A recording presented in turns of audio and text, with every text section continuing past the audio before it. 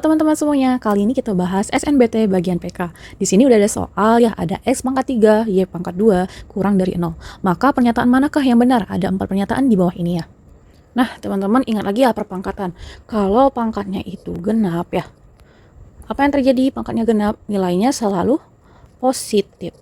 Contohnya 2 pangkat 2 itu 4. Kalau minus 2 pangkat 2, 4 juga ya, nilainya ini positif, ini positif. Tapi kalau pangkatnya ini ganjil ya, apa yang terjadi? Bisa positif, bisa negatif. Maksudnya, misalkan 2 pangkat 3 itu 8 ya. Kalau minus 2 pangkat 3, minus 8.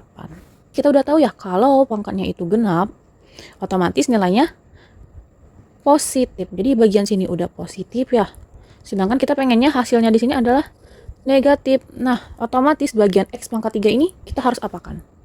Harus negatif ya, karena negatif dikali positif itu negatif. Positif kali positif adalah positif, negatif kali negatif adalah positif. Nah, sehingga yang bagian ini ya, X-nya itu harus kurang. X-nya itu harus kurang dari 0. Nah, pernyataan yang pertama ini tidak benar ya. Nah, kemudian kita cek lagi yang pernyataan yang kedua, kalau X dikali Y itu tidak sama dengan 0. Ya, ini benar atau salah? Benar ya, karena di sini X dan Y ini kurang dari 0. Jadi, untuk menghasilkan 0, angka X atau Y ini harus 0 juga ya. Nah, tapi di sini angka X dan Y ini adalah bilangan negatif dan positif, sehingga tidak mungkin hasilnya 0. Maka pernyataan yang kedua ini benar. Nah, kalau pernyataan kedua ini adalah X kuadrat dikali Y ini pasti lebih dari 0. Pasti ini positif ya, ini hasilnya positif.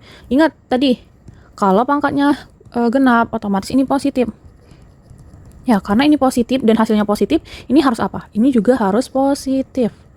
Ya, nah tapi di sini ya, Y ini berapa sih nilainya? Kita belum tahu ya, bisa aja dia positif ya, bisa aja dia ini negatif. Nah, apalagi dia tidak, pangkatnya itu 1 ya di sini ya.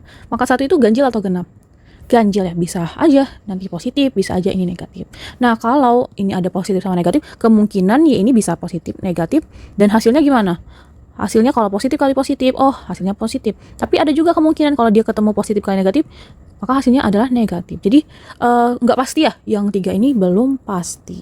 Nah, sedangkan yang keempat gimana pernyataannya? Y kuadrat ini lebih dari 0. Ingat lagi ya, kalau pangkatnya genap, otomatis ini adalah positif. Ya, hasilnya gimana? Lebih dari 0 itu juga positif. Maka ini sudah pasti. Sehingga pernyataan yang benar itu 2 dan 4.